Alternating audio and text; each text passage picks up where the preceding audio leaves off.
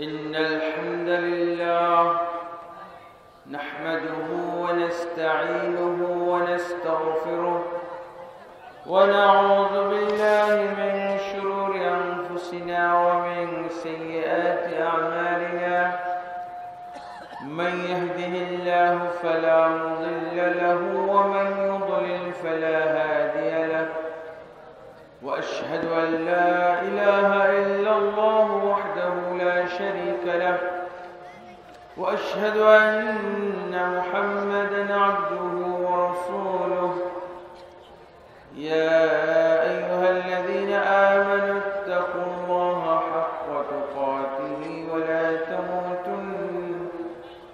ولا تموتن إلا وأنتم مسلمون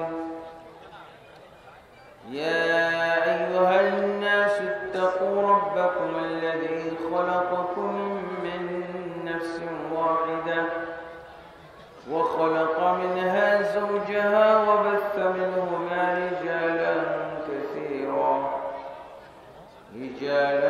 كثيرا ونساء واتقوا الله الذي تساءلون به والأرحام إن الله كان عليكم رقيبا يا أيها الذين آمنوا اتقوا الله وقولوا قولا سديدا يصلح لكم أعمالكم ويغفر لكم ذنوبكم ومن يطع الله ورسوله فقد فاز فوزا عظيما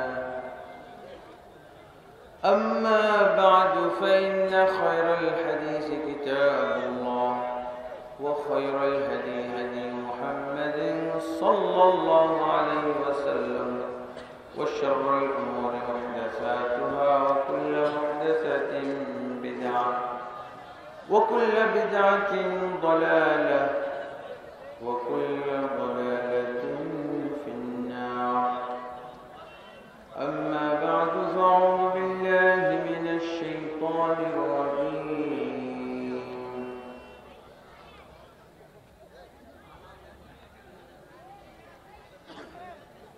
قل هل ننبئكم بالأخسرين أعمالا الذين ضل سعيهم في الحياة الدنيا وهم يحسبون أنهم يحسنون صنعا وقال سبحانه يا أيها الذين آمنوا أطيعوا الله وأطيعوا الرسول ولا تبطلوا أعمالكم وقال سبحانه اتبعوا ما أنزل إليكم من ربكم ولا تتبعوا من دونه أولياء قليلا ما تذكرون وقال النبي صلى الله عليه وسلم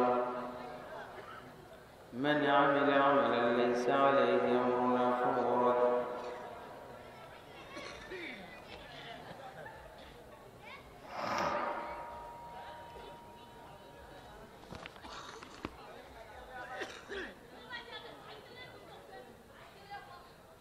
পাঁচবাড়িয়া জামে মসজিদের উদ্যোগে দুদিন ব্যাপী ইসলামী মহাসম্মেলনের আজকে শেষ দিন। আজকের এই মহাসম্মেলনের সভাপতির পদ অলঙ্কারকারী জনাব আলহাজ হযরত মাওলানা শেখ ফজলুল বারী খান, সহসভাপতি জনাব মোফাজ্জল হোসেন মঞ্জুর মোল্লা এবং প্রধান অতিথি জনাব নজরুল ইসলাম বাবু, অতঃপর এই মাহফিলে, এই সম্মেলনে বক্তব্য রাখার জন্য আমন্ত্রিত ওলামায়ে কেরাম, বিশেষভাবে আজকের বক্তা অধ্যাপক আলমগীর সাহেব এবং অন্যান্য এলাকার স্থানীয় ওলামায়ে কেরাম এবং আমার প্রাণপ্রিয় তৌহিদি জনতা, মুসলিম ভাই ও বন্ধুগণ, পর্দার আড়ালে মা ও বোনেরা, আসসালামু আলাইকুম ওয়া রাহমাতুল্লাহি ওয়া বারাকাতুহু।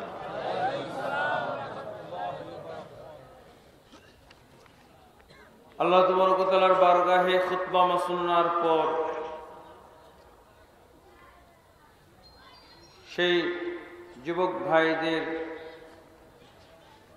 এবং সম্মেলনের আয়োজক ভাইদের জন্য আল্লাহ তাবারক ওয়া তাআলার দরবারে দোয়া করি, আল্লাহ যেন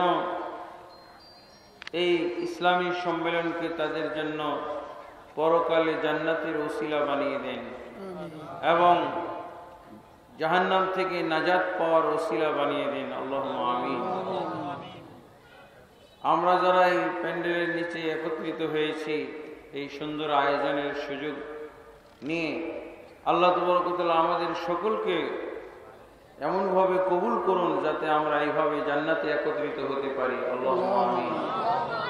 আমাদের সকলকে আল্লাহ তাবারক ওয়া তাআলা জাহান্নামের জন্য হারাম করে দিন। আল্লাহুম্মা আমিন। বন্ধুগণ,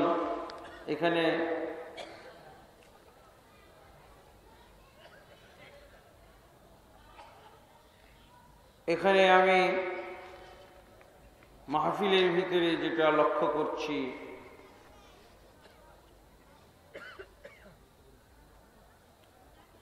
বা ঘোষণা থেকে আমি জানতে পেরেছি যে এই মাহফিলের আয়োজন করেছেন অত্র এলাকার যুবক সমাজ। এটা অত্যন্ত খুশির ব্যাপার, আনন্দের ব্যাপার। এবং এই যুবক সমাজ মাহফিল করলে তার যে কিছু বাস্তব ফলাফল পাওয়া যায়, তার কিছু নমুনাও আমরা কিছুক্ষণ আগে দেখলাম। এই এলাকায় বিভিন্ন দোকানে দোকানে টেলিভিশন চালানো বন্ধ ঘোষণা করা হয়েছে, তাই না? আলহামদুলিল্লাহ, এই এলাকার যুবকরা যে আসলে ইসলামের জন্য সোচ্চার, সচেতন, ইসলাম বুঝে, ইসলামকে মহব্বত করে, কোরআনকে মহব্বত করে, রাসূলের সুন্নাহ হাদিসকে মহব্বত করে, তারই এটা একটা বাহ্যিক আলামত বলতে পারি। আলহামদুলিল্লাহ, আল্লাহ তাবারক ওয়া তাআলা এই যুবক সমাজের মধ্যে বরকত দান করুন, আল্লাহ তাদেরকে তৌফিক দান করুন, আল্লাহ তাদেরকে সামর্থ্য দান করুন। আমরা কিন্তু সকলেই এই প্রস্তাবের উপরে একমত পোষণ করেছি, একত্রতা পোষণ করেছি। আল্লাহ তাবারক ওয়া তাআলা আমাদেরকে এই একত্রতা ঘোষণার উপরে দৃঢ় থাকার তৌফিক দান করুন। আমিন। আমরা এই মাহফিল পর্যন্তই যেন এই স্বীকৃতি না দিয়ে, বরং এই স্বীকৃতির উপরে আমরা বহাল থাকতে পারি, দৃঢ় থাকতে পারি, সেই তৌফিক আমি আল্লাহর কাছে আপনাদের জন্য চাই। এবং আপনাদেরকেও সচেষ্ট হতে হবে, আল্লাহর কাছে তৌফিক কামনা করতে হবে। তবে একটা জিনিস কিন্তু আমাদের ভুললে চলবে না, যে এর কারণে যেন কোনো ধরনের সংঘর্ষ না হয়। সমঝোতার ভিত্তিতে আমরা এটা করব। আল্লাহ তাবারক ওয়া তাআলা আমাদের সকলকে আজকে যে অঙ্গীকার করেছি এর উপরে অটল থাকার তৌফিক দান করুন, মন মানসিকতা দান করুন।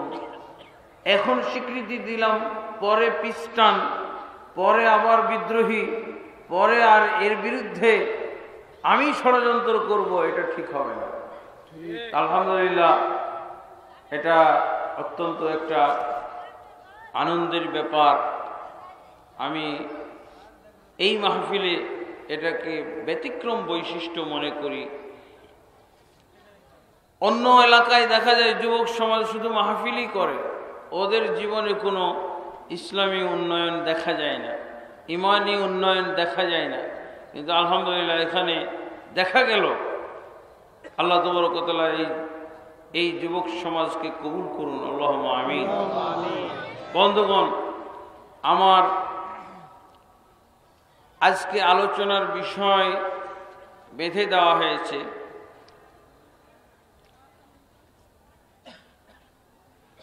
আপনাদের এলাকার ছেলে বেলাল, সে আমাকে ফোনের মাধ্যমে জানিয়েছেন যে সুন্নাত বেদাতের উপরে আলোচনা করবেন। আলহামদুলিল্লাহ,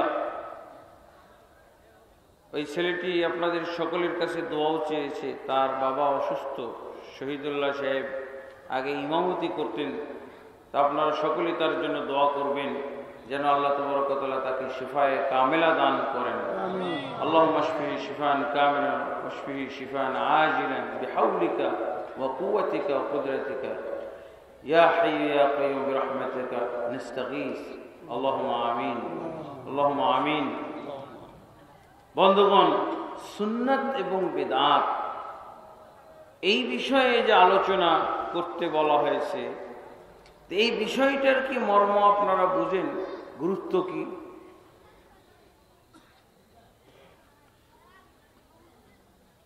সুন্নাত এবং বিদআত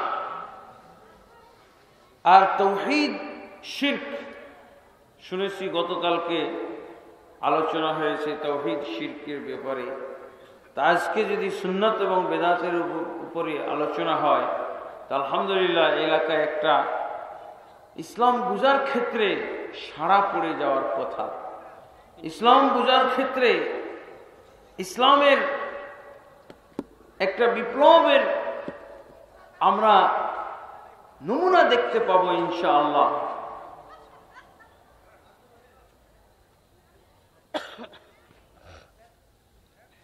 আল্লাহ তাবারক ওয়া তাআলা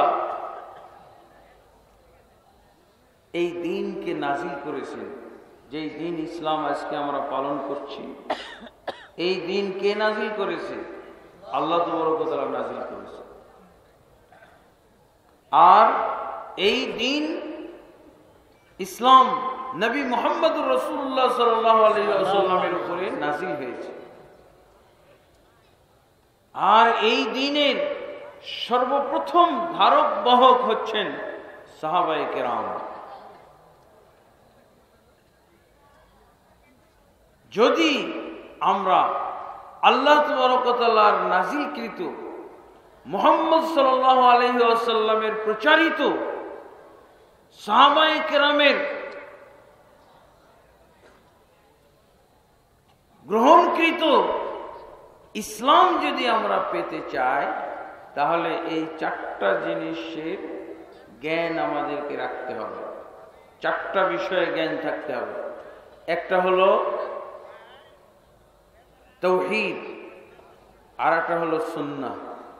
এই দুইটা হলো পজিটিভ, এই দুইটা হলো ইতিবাচক বিষয়, হ্যাঁ বোধক বিষয়।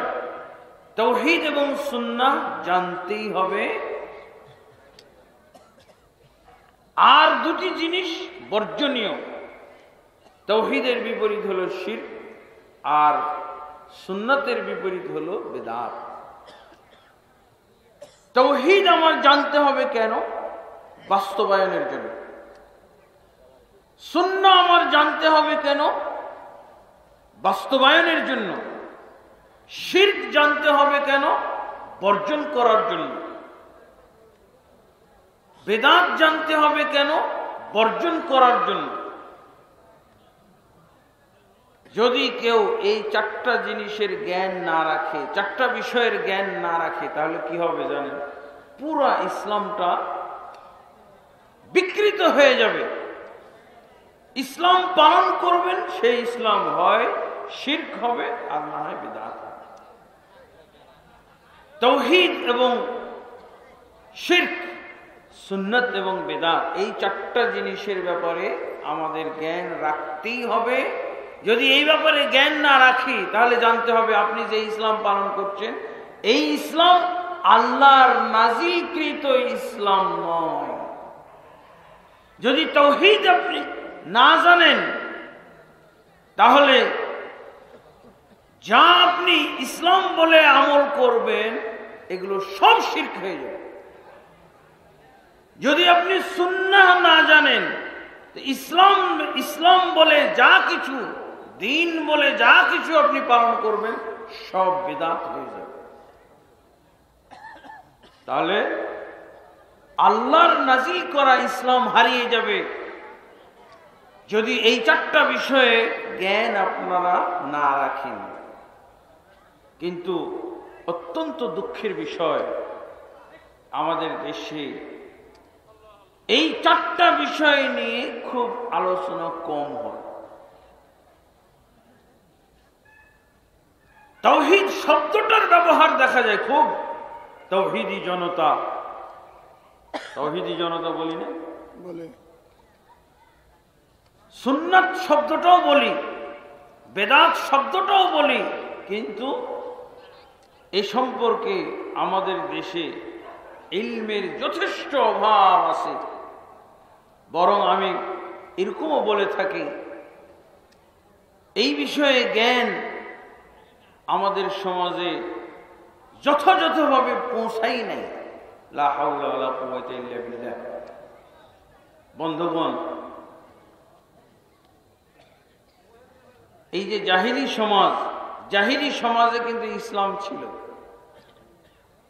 জাহিলি সমাজে ইসলাম ঠিকই ছিল,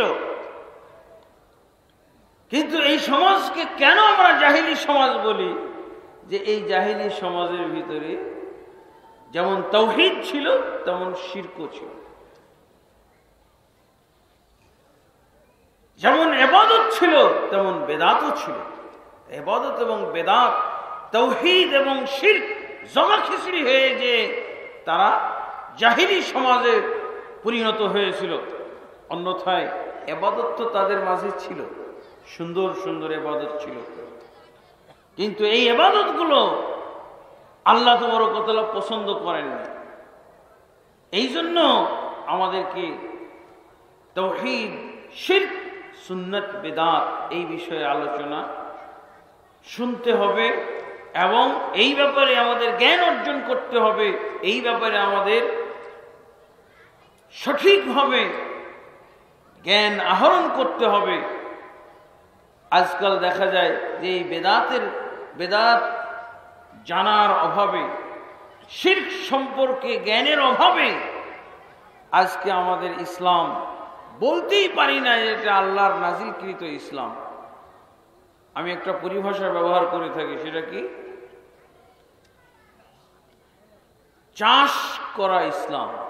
আমরা আজকাল মজা হারিয়ে ফেলছি মাছের চাষ পুকুরে হওয়ার কারণে। বিভিন্ন বাড়ির পাশে পুকুর, ডোবা, এগুলোতে মাছের চাষ। আমরা বলি কি স্বাদ পাওয়া যায় না, নদীর মাছ, নদীর জিনিস আমরা খেতে চাই, কিন্তু চাষ করা জিনিস আমরা মাছ খেতে চাই না। এইরকম বর্তমান যুগে যে ইসলাম আমরা দেখছি এটা হলো চাষ করা ইসলাম। বিভিন্ন মডেল হয়ে গেছে এই ইসলামের, বিভিন্ন ধরনের রূপ চেহারা, বিভিন্ন ধরনের চেহারা স্রোত আমরা এই ইসলামের দেখে থাকি। কেন? এর কারণটাই হলো সুন্নাতের অভাব, সুন্নাত জ্ঞানের অভাব, বেদাতের অভাব। আজকে আমাদের বাংলাদেশে, বাংলাদেশ না, বিভিন্ন দেশ থেকে অনেক মুসলমানের, অনেক ইমানদারদের ঢল নেমেছে ঢাকায়। আপনারা জানেন ঢাকাতে অনেক মুসলমানের সমাগম, দেশ বিদেশ থেকে এসে তারা একত্রিত হয়েছে। লা হাওলা ওয়ালা কুওয়াতা ইল্লা বিল্লাহ। যদি আজকাল আমাদের এই সুন্নাত বেদাতের জ্ঞান থাকতো, যদি ভারতবর্ষের এই আলেমদের সুন্নাত বেদাতের জ্ঞান থাকতো, যদি এই গ্রুপটা যারা এই আয়োজন করেছে এদের যদি সুন্নাত বেদাতের জ্ঞান থাকতো, তাহলে এই ঢল দেখাই যেত না, এই সমাবেশ দেখাই যেত না। লা হাওলা ওয়ালা কুওয়াতা ইল্লা বিল্লাহ। বন্ধুগণ, বেদাত হলো এমন জিনিস যে পুরা ইসলামকে ধ্বংস করে ফেলে। বেদাতের মাধ্যমে কিন্তু জাহিলি সমাজ থেকে ইসলাম মুছে গেছিল। এরা কিন্তু দাবি করতে কম ছিল না যে তারা মিল্লাতে ইব্রাহিমের অনুসারী, মিল্লাতে ইব্রাহিমের তারা অনুসারী। এমনকি মুহাম্মদ রাসূলুল্লাহ সাল্লাল্লাহু আলাইহি ওয়াসাল্লামের চেয়েও তারা দাবিতে খাঁটি ছিল। দাবির দিক দিয়ে তারা মুহাম্মদ সাল্লাল্লাহু আলাইহি ওয়াসাল্লামের চেয়েও ভালো মুসলমান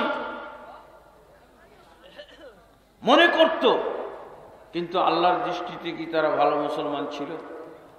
বন্ধুগণ, এরা চ্যালেঞ্জও নেমেছিল, মুহাম্মদ রাসূলুল্লাহ সাল্লাল্লাহু আলাইহি ওয়াসাল্লামের বিরুদ্ধে চ্যালেঞ্জ করেছিল যে আমরা সত্য, তুমি সত্য না, মুহাম্মদ সত্য না, মুহাম্মদের দলবল সাহাবায়ে কেরাম কেউ সত্য না। সত্য কারা? আবু জাহাল, আবু লাহাব এবং তার যারা দলবল, এরাই হলো সত্য মুসলমান, এরাই হলো সঠিক মুসলমান। এরকম চ্যালেঞ্জে নেমেছিল। আমরাও তো এরকম দাবি করতে পারবো না। আবু লাহাব, আবু জাহাল যেরকম দাবি করেছিল সঠিক হওয়ার দাবি, আমরাও এই ভাষায় দাবি করতে পারবো না।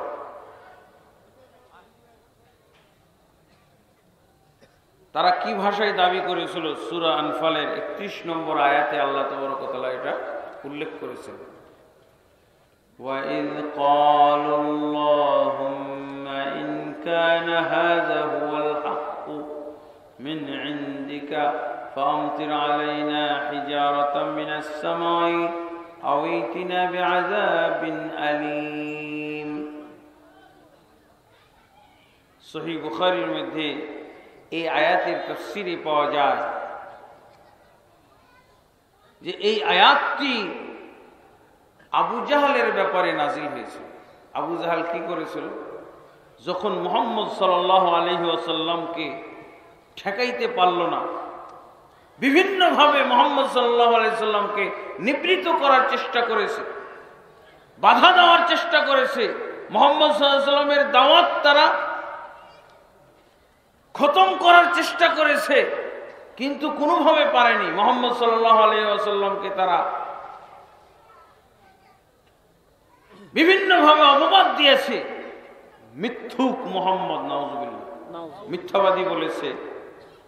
তারা মুহাম্মদ সাল্লাল্লাহু আলাইহি ওয়াসাল্লামকে পাগল বলেছে, তারা মুহাম্মদ সাল্লাল্লাহু আলাইহি ওয়াসাল্লামকে গণক বলেছে, তারা মুহাম্মদ সাল্লাল্লাহু আলাইহি ওয়াসাল্লামকে বিধর্মী বলেছে,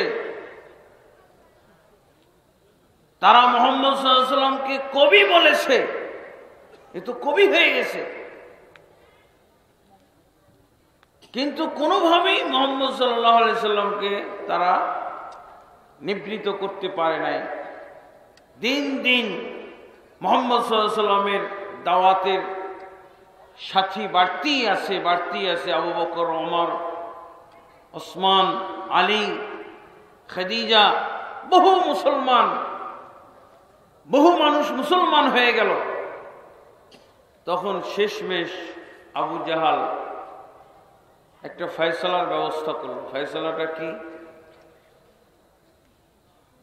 যে আমরা সঠিক না মুহাম্মদ সঠিক, এই ব্যাপারে একটা ফয়সালা করে ফেলতে হবে।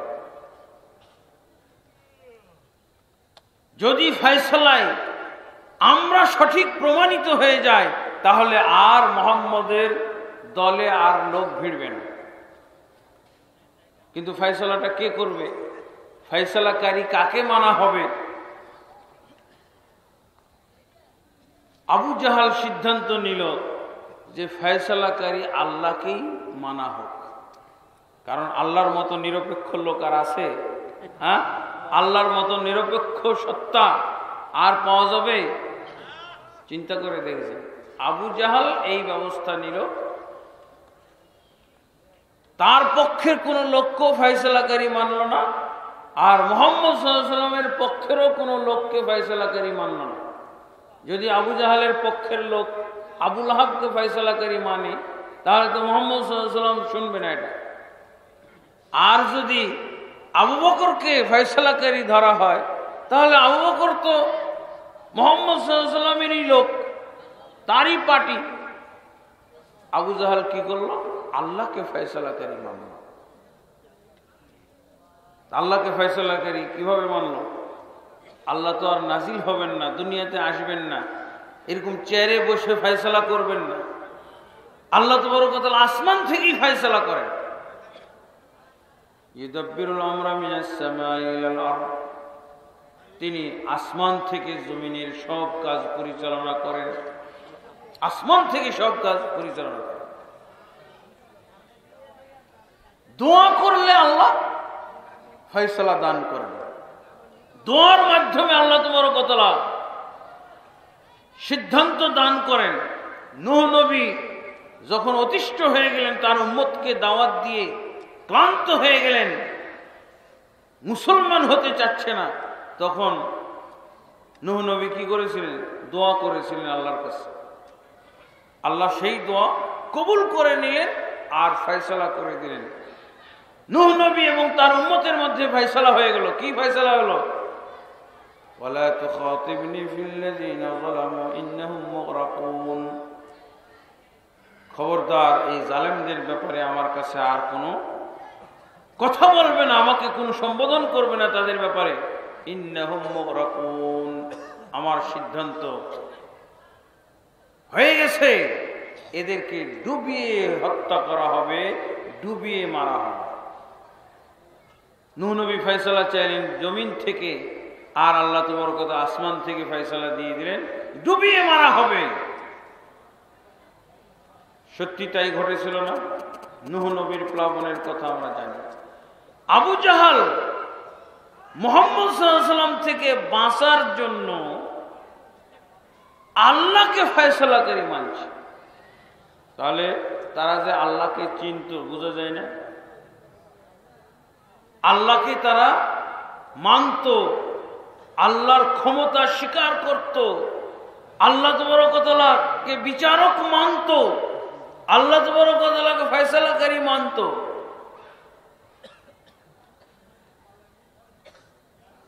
সে আল্লাহর কাছে দোয়া করল, আল্লাহুম্মা ইন কানা হাযা হুয়াল হাক্কু মিন ইনদিকা ফাআমতির আলাইনা হিজারাতাম মিনাস সামাই আও ইতিনা বিআযাবিন আলীম।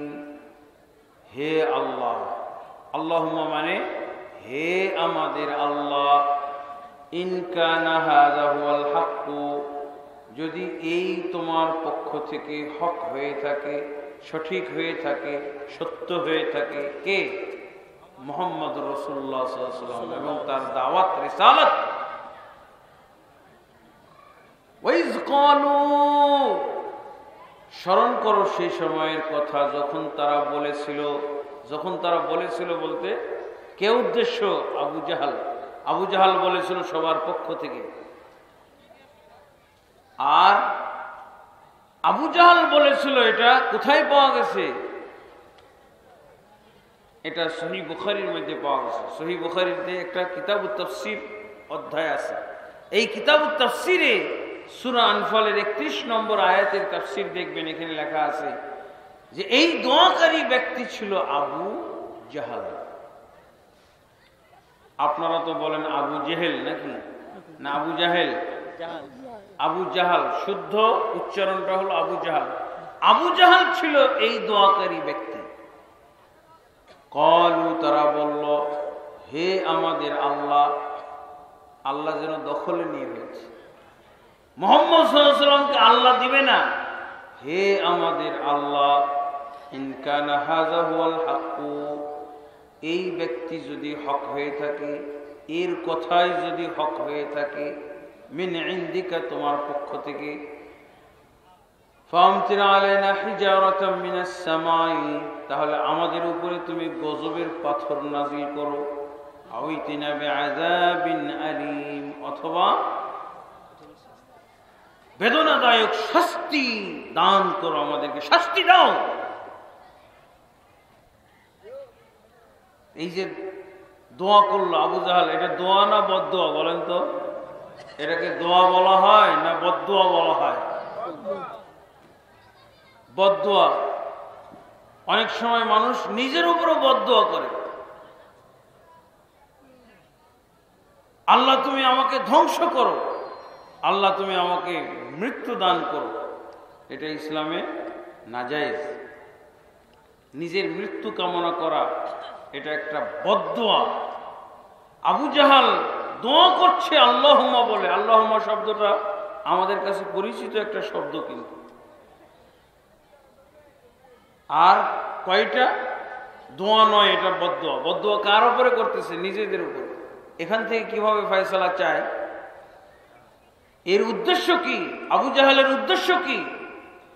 যে মুহাম্মদ সত্য নয়, আমাদের উপরে গজবও আসবে, আমাদের উপরে পাথরও নাজিল হবে।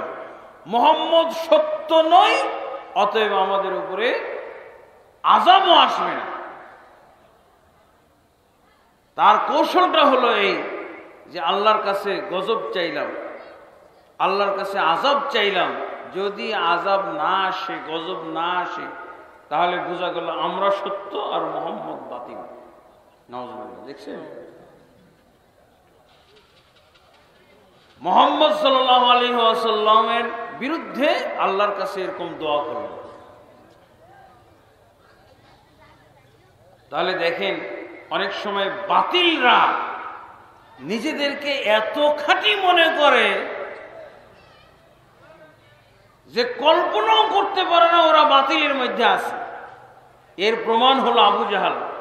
আবু জাহালের মতো লোক কিভাবে এরকম দোয়া করতে পারে?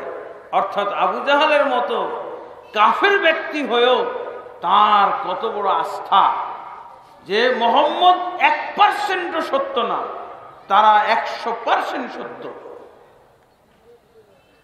এরকম যদি বিশ্বাস না থাকে, আস্থা না থাকে, এরকম বদদোয়া করতে পারে? আপনি কি নিজের উপরে বদদোয়া করবেন? করতে পারবেন না। কখন মানুষ বদদোয়া করে? নিজেকে খাঁটি প্রমাণ করার জন্য। দেখ, আমি যদি এই কাম করে থাকি, আমি যদি এরকম কথা বলে থাকি, আল্লাহর যেন গজব পড়ে আমার উপর। কখন বলে? ও যখন 100% জানছে যে আমি এটা করি নাই, আমি এটা বলি নাই, 100% যখন আস্থা থাকে, তখন এরকম কথা বলার সাহস পায়। যদি একটু সন্দেহ থাকে তাহলে কিন্তু আর বলতে পারে না। দেখেন, আবু জাহাল নিজের ব্যাপারে এত আস্থাবান, এত সে নিজেকে খাঁটি এবং হক মনে করছে যে এরকম বদদোয়া তার নিজের উপরে করছে। এর উদ্দেশ্য কি? এর উদ্দেশ্য হলো মুহাম্মদ সত্য নয়, তো আমাদের উপরে গজব আসবে কেন? আর আরেকটা কারণ হলো, মুহাম্মদ যা বলে, যা করে, তার সাথে তো জনগণ নাই, তার সাথে তো লোক নাই, সে হলো একা, 2-4 জন। এই 2-4 জন যা বলে এটা কি ঠিক হবে নাকি? আমরা সবাই মিলে যা বলি, আমরা সবাই মিলে যা করি, এইটা ঠিক। আর মুহাম্মদ যা করতেছে এটা ঠিক নয়। তার কারণ কি? তার কারণ এই অল্প সংখ্যক লোক কি ঠিক হবে নাকি? আর আমরা লাখ লাখ মানুষ, বেঠিক। আমাদের সমাজও কিন্তু এরকম একটা মন মানসিকতা মুসলমানের ভিতরে এখন লক্ষ্য করা যাচ্ছে। অনেকে আমরা বলে ফেলি, বাপদাদার কথা বলে ফেলি, বাপদাদা 14 পুরুষ। এই কথাটা, এই চিন্তাটা, এটা কিন্তু জাহিলি যুগের চিন্তা। কত বড় আস্থাবান! যেহেতু তারা শত শত হাজার হাজার লাখ লাখ মানুষ একদিকে, আর মুহাম্মদ সাল্লাল্লাহু আলাইহি ওয়াসাল্লাম গুটি কয়েক মুসলমান নিয়ে একদিকে। তারা চিন্তা করতেছে যে এই অল্প সংখ্যক কি আর সত্য হয়? আমরা গোটা জনগোষ্ঠী যেটা করতেছি এটাই হলো ঠিক। জনগণ দিয়ে হক মাপা যায় না, হক দিয়ে জনগণ মাপতে হবে। বন্ধুগণ, আল্লাহ তাবারক ওয়া তাআলা কি আবু জাহেলের এই দোয়া শুনে নাই? তাহলে তো ধ্বংস হয়ে যাওয়ার কথা, ধ্বংস হয়ে যাওয়ার কথা না। কিন্তু ধ্বংস কি হয়েছিল? আল্লাহ আবু জাহেলের এই দোয়া শুনেছেন, শুনে এই দোয়ার উত্তর দিয়েছেন। উত্তর দিয়েছেন 32 নম্বর আয়াতে, ওমা কানা আল্লাহু লিয়ুযিবাহুম ওয়া আনতা ফীহিম ওমা কানা আল্লাহু মুযিবাহুম ওয়া হুম ইস্তাগফিরুন। আল্লাহ বলছেন কশিন কালেও আল্লাহ তাবারক ওয়া তাআলা তাদেরকে আযাব দিবেন না। আল্লাহ কি বলছেন? আযাব চেয়েছে না, আযাব দিবেন না বলছে। কেন আযাব দিবেন না? দুটো কারণ আল্লাহ বলছেন। ওয়া আনতা ফীহিম, যতক্ষণ পর্যন্ত মুহাম্মদ তুমি তাদের মাঝে রয়েছো ততক্ষণ পর্যন্ত আমি আযাব দিব না। এরা আযাব চাইলেও দিব না। আযাব চাইলেও, আযাব তো চেয়েছে আল্লাহ তুমি আমাদের উপর গজবের পাথর নাযিল করো অথবা যে কোনো ধরনের কঠিন শাস্তি আমাদেরকে দান করো। আযাব তো চাইছে, কিন্তু আল্লাহ বলছেন কি আযাব দিবেন না। কেন? ওয়া আনতা ফীহিম, যতদিন তুমি মুহাম্মদ এদের মাঝে রয়েছো। এরা এত জাহেল, নিজেদেরকে নিজেরা চিনে না, হক বাতিলের পার্থক্য বুঝে না, তাওহীদ শিরকের পার্থক্য বুঝে না, যার জন্য তারা নিজেদের উপরে গজব চাইছে। আর এত মূর্খ হওয়ার কারণেই তো তোমাকে আমি নবী করে পাঠিয়েছি, এই লোকগুলোকে হেদায়েত করার জন্য। যদি ওদের বদদোয়া ওদের উপরে আমি কার্যকর করে দিই তাহলে তোমার নবী হওয়াটা তো বেকার হয়ে যাচ্ছে, তুমি বেকার নবী হয়ে যাবে। এই জন্য মুহাম্মদ সাল্লাল্লাহু আলাইহি ওয়াসাল্লামকে আল্লাহ জানিয়ে দিলেন ওমা কানা আল্লাহু লিয়ুযিবাহুম ওয়া আনতা ফীহিম, আল্লাহ কোশ্চিনকালে এদেরকে আযাব দিবেন না যতক্ষণ পর্যন্ত তুমি তাদের মাঝে রয়েছো। ওমা কানা আল্লাহু মুযিবাহুম ওয়া হুম ইস্তাগফিরুন, আর কোশ্চিনকালে আল্লাহ তাদেরকে আযাব দিবেন না যতক্ষণ পর্যন্ত তারা ইস্তেগফার করে। তারা তওবা ইস্তেগফার করত, তারা তওবা করত এবং ইস্তেগফার করত। এই আয়াতের তাফসীরে ইবনে কাসিরের মধ্যে পাওয়া যাবে। তারা কাবা শরীফের তওয়াফ করত আর বলতো গুফরানাকা আল্লাহুম্মা গুফরানাকা, গুফরানাকা আল্লাহুম্মা গুফরানাকা, হে আল্লাহ তুমি আমাদেরকে ক্ষমা করে দাও, আমাদের পাপ মোচন করে দাও, আমাদেরকে পাপ পঙ্কিলতা থেকে তুমি পবিত্র করো। এভাবে তারা কাবা শরীফের তওয়াফ করত আর মাপ চাইতো আল্লাহর কাছে। এই জন্য আল্লাহ বলছেন ওমা কানা আল্লাহু মুযিবাহুম ওয়া হুম ইস্তাগফিরুন, আল্লাহ কোশ্চিনকালে এদেরকে আযাব দিবেন না যতক্ষণ পর্যন্ত এরা ইস্তেগফার করতে থাকে। বন্ধুগণ, এরা এই যে ইবাদত করত, এরা বিভিন্ন ধরনের ইবাদতের নমুনা ধরে রেখেছিল। কাবা শরীফ বানিয়েছিল, কাবা শরীফে তওয়াফ করত, কাবা শরীফে তারা উমরা করত, কাবা শরীফে তারা হজ পালন করত, এমনকি তারা সালাতও পড়ত।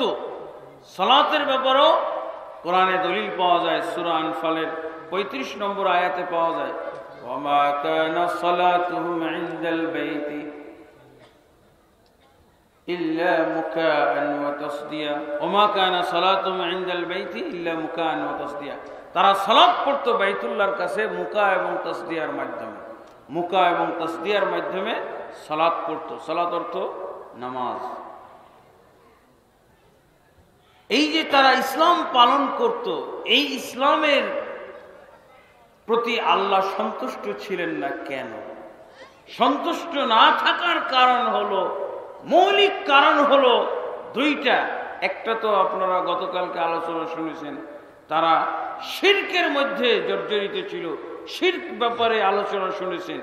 আরেকটা তাদের কারণ ছিল যে তারা বেদাতের ভিতরে নিমজ্জিত ছিল। তারা যে ইবাদতগুলো করত, এই ইবাদতগুলো মন গড়া ইবাদত, মন গড়া ইবাদত নিজেরাই বানিয়ে নিত। যেই ইবাদত নিজেরাই বানিয়ে নেয়, এই ইবাদতকে কি বলা হয়? বেদাত বলা হয়। এই জন্য আল্লাহ রাসূল সাল্লাল্লাহু আলাইহি ওয়াসাল্লাম হাদিসের ভিতরে বলছেন, মান আহদাসা ফি আমরিনা হাযা মা লাইসা মিনহু ফাহুয়া রাদ্দুন। যে ব্যক্তি আমার এই দ্বীনের ভিতরে, আমাদের এই দ্বীনের ভিতরে নতুন কিছু আবিষ্কার করবে, ফাহুয়া রাদ্দুন, সেটা হবে পরিত্যাজ্য, সেটা হলো অগ্রাহ্য। দ্বীনের ভিতরে ইহদাস, দ্বীনের ভিতরে নতুন কিছু আবিষ্কার করবে, সেটা পরিত্যাজ্য হবে। দ্বীনের ভিতরে নতুন আবিষ্কার করা কত দিক থেকে হতে পারে জানেন? আমি একটা ইবাদত নিজেই বানিয়ে নিলাম, যেমন মিলাদ একটা ইবাদত বানিয়ে নেওয়া হয়েছে না? 604 হিজরিতে এই ইবাদতের জন্ম। আজকে যদি একটা ইবাদত আমরা বানাই, এই ইবাদত বানিয়ে নিই, সেই ইবাদত করলে কি আল্লাহ খুশি হবেন? যেমন ধরেন আজকে আপনাদের মাঝে আমি একটা ইবাদত চালু করে দিলাম, কি? আপনারা একটা নামাজ পড়বেন, নামাজের নাম হলো কুরবা, সালাতুল কুরবা পড়বেন সবাই, নৈকট্য অর্জনের নামাজ। একটা সুন্দর নাম দিয়ে আমি বললাম যে আপনারা সালাতুল কুরবা পড়বেন, নৈকট্য অর্জনের নামাজ। অথবা বললাম আপনারা সালাতুল জবর পড়বেন, সালাতুল আসর পড়েন, সালাতুল জোহর পড়েন, সালাতুল মাগরিব পড়েন, সালাতুল জুমা পড়েন, সালাতুল জবর পড়েন। আপনারা একটা নামাজ আমি আবিষ্কার করে দেব।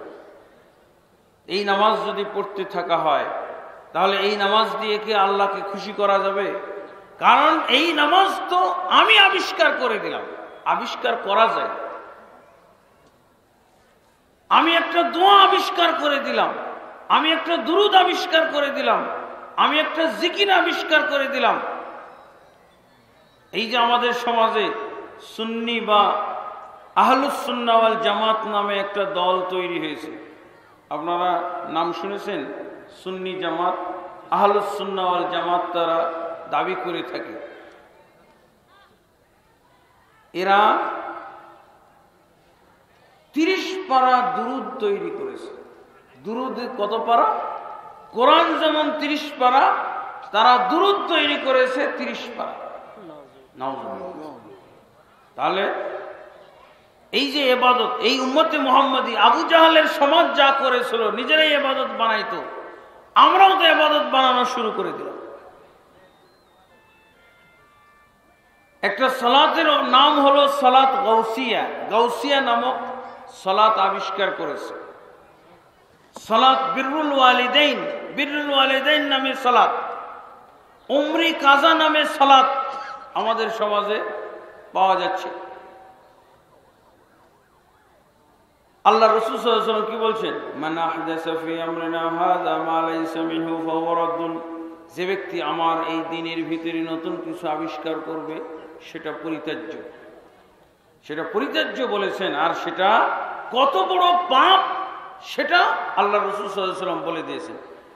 শাররুল উমুরি মুহদাসাতুহা, সবচেয়ে নিকৃষ্টতম কাজ হলো দ্বীনের ভিতরে নতুন কিছু আবিষ্কার করা। ওয়া কুল্লু মুহদাসাতিন বিদআহ, আর প্রত্যেকটি নতুন আবিষ্কার হলো বিদআত।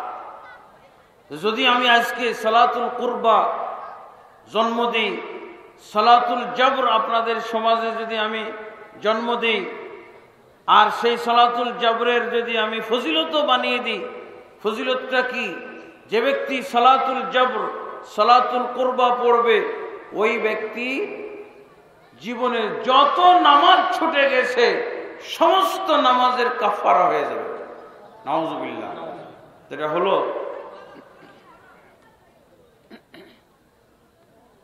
তারা ইবাদতের ভিতরে নতুনত্ব সৃষ্টি করত।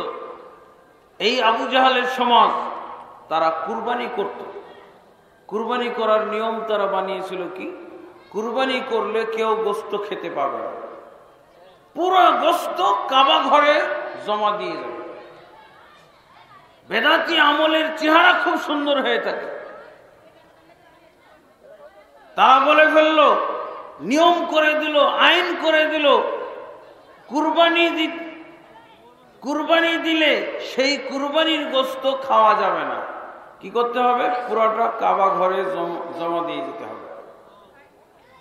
এই দৃশ্য দেখে আল্লাহ রাসূল সাল্লাল্লাহু আলাইহি সাল্লামের সাহাবীরা পর্যন্ত অভিভূত হয়ে যে আল্লাহ রাসূল সাল্লাল্লাহু আলাইহি সাল্লামের কাছে এসে বলছে, ইয়া রাসূলুল্লাহ নাহনু আহাক্কু আন নামদাহা লাহুমানা, হে আল্লাহর রাসূল, আমি বা আমরা কুরবানির গোশত কাবা ঘরে জমা দেওয়া, কাবা ঘরে এভাবে দিয়ে আসার বেশি হক রাখি। আমরা না খাঁটি মুসলমান, তা আমরা আমাদের গরুর গোশত, আমরা আমাদের কুরবানির গোশত খেয়ে ফেলি, আর আবু লাহাব, আবু জাহাল ওরা তো খায় না, ওরা পুরোটাই আল্লাহর ঘরে জমা দিয়ে আসে। আমাদেরকে এভাবে আপনি কুরবানি দেওয়ার অনুমতি দিয়ে দেন। তখনই কিন্তু এই আয়াতটি নাজিল হলো, সূরা হজ্জের 36 নম্বর আয়াত, লা ইয়ানালুল্লাহু লুহুমুহা ওয়ালা দিমাউহা ওয়ালাকিন ইয়ানালুহুত তাকওয়া মিনকুম। আল্লাহর কাছে কুরবানির রক্ত মাংস, কুরবানির পশুর রক্ত মাংস এগুলো কিছুই পৌঁছে না। কি পৌঁছে? আত-তাকওয়া মিনকুম, তোমাদের তাকওয়াটাই আল্লাহর কাছে শুধু পৌঁছে। তাহলে দেখছেন বেদাতি আমলের চেহারা কত সুন্দর। কুরবানি দিলাম আল্লাহর জন্য, খাবো কেন? পুরোটাই আল্লাহর ঘরে জমা দিয়ে চলে আসে। আর আমাদের যুগে আমরা কুরবানি দিয়ে চিন্তাটা এরকম করি যে আমার টাকায় কুরবানি দিলাম, দিব কেন? অথচ সেই যুগে তারা কুরবানি এভাবে দিত যে আল্লাহর জন্য কুরবানি দিয়েছি, খাওয়া যাবে না। এই যে নিয়মটা, এই নিয়মটা তারাই তৈরি করলো। কাবা ঘরের তওয়াফ যদি উলঙ্গ হয়ে করা যায় তাহলে এতে সওয়াব বেশি হয়। দেখেন কিভাবে বিভিন্ন ইবাদতের ক্ষেত্রে তারা বেদাত জুড়ে দিয়েছিল। কুরবানির গোশত খাওয়া যাবে না, কাবা ঘরের তওয়াফ করলে উলঙ্গ হয়ে তওয়াফ করতে হবে, নাউজুবিল্লাহ। আর এতে সওয়াব বেশি হবে, আল্লাহ বেশি খুশি হবে। আর এখানে তাদের চিন্তাটা ছিল এরকম, দর্শনটা, যদি আমি কাপড় গায়ে দিয়ে তওয়াফ করি তো এটা আল্লাহর ঘর, এই কাপড়টা যদি হারাম টাকার কেনা হয়, এটা যদি হারাম টাকা দিয়ে আমি উপার্জন করে থাকি তা আল্লাহর ঘরের পবিত্রতা ক্ষুণ্ণ হয়ে গেল না? এই জন্য তারা চিন্তা করেছিল, এই চিন্তা থেকে তারা এই আইন বানিয়েছিল যে আল্লাহর ঘরের তওয়াফ করতে হলে উলঙ্গ হয়ে করতে হবে, নাউজুবিল্লাহ। আর এটা কাদের ক্ষেত্রে তারা আইন করেছিল? বিশেষভাবে বহিরাগত যারা হাজি, বহিরাগত বিভিন্ন দেশ থেকে, দূর দূরান্ত থেকে হজ করতে আসতো, উমরা করতে আসতো, তাদের ক্ষেত্রে আইন বানিয়েছিল যে উলঙ্গ হয়ে তওয়াফ করতে হবে। কারণ কি?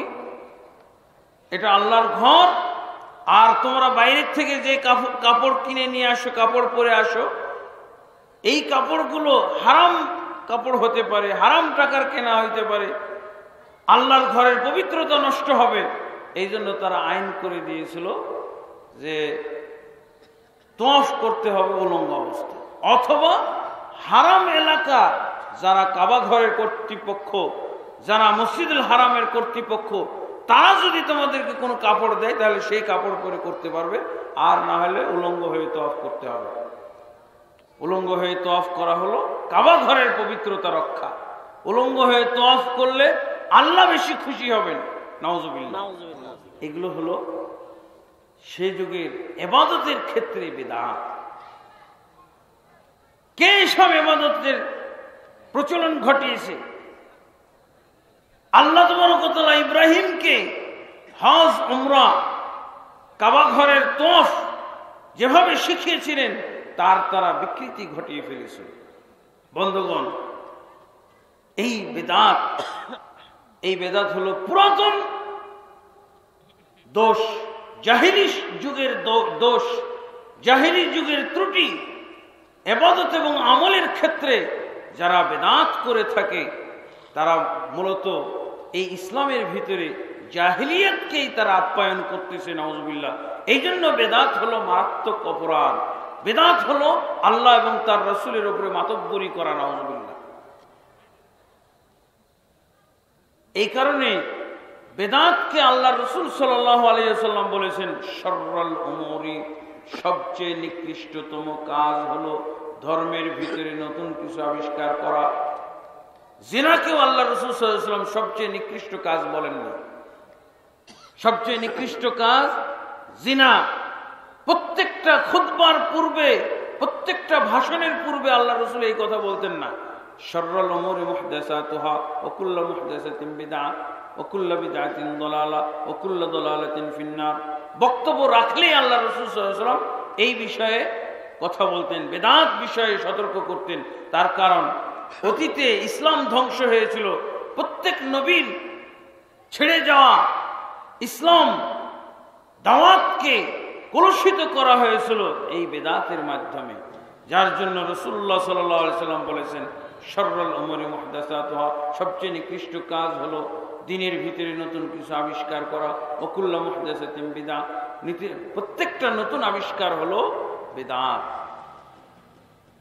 দিনের ভিতরে নতুনত্ব দুই ধরনের হতে পারে। একটা হলো ইবাদতটাই আমি নিজে বানিয়ে নিলাম। ওই যে যেমন সুন্নি জামাতেরা 30 পারা দুরুদ বানিয়েছে। দেওয়ানবাগী হুজুরের একটা ওজিফার বই পড়লাম, সেই ওজিফার বইয়ে লিখেছে যে উনি একটা দুরুদ তৈরি করলেন, দুরুদ বানাইলেন। এই দুরুদটাকে 2 বছর টেস্টের মধ্যে রাখলেন, অন টেস্ট। এই দুরুদটা কেমন কাজে লাগে এটা টেস্ট চালাইলেন 2 বছর। তারপরে 2 বছর পরীক্ষা করার পর দেখলেন যে এই দুরুদটা বেশ উপকারী। তখন তার উম্মতকে এই দুরুদ পড়া ফরজ করে দিয়েছে, নাউজুবিল্লাহ। এই দুরুদটা কি? তাহলে দেওয়ানবাগী হুজুরের নিজের বানানো একটা দুরুদ। এটা টোটালি আল্লাহ রাসূল সাল্লাল্লাহু আলাইহি ওয়াসাল্লামের যুগে ছিল না। এই যে 30 পারা দুরুদ ওরা বানিয়ে নিল, সবগুলোই তাদের বানানো দুরুদ। এইভাবে ইবাদতের ক্ষেত্রে নতুন আবিষ্কার। আমাদের সমাজে যে বই পুস্তকগুলো আমরা দেখি, মুকসুদুল মুমিনিন, নিয়ামুল কোরআন, এগুলোর মধ্যে বেশ কিছু ইবাদতের আমরা তালিকা পাই, ইবাদতের কিছু আমরা বর্ণনা পাই যেগুলো নতুন আবিষ্কৃত। এর নামও কোথাও কোরআন হাদিসে পাওয়া যাবে না খুঁজে।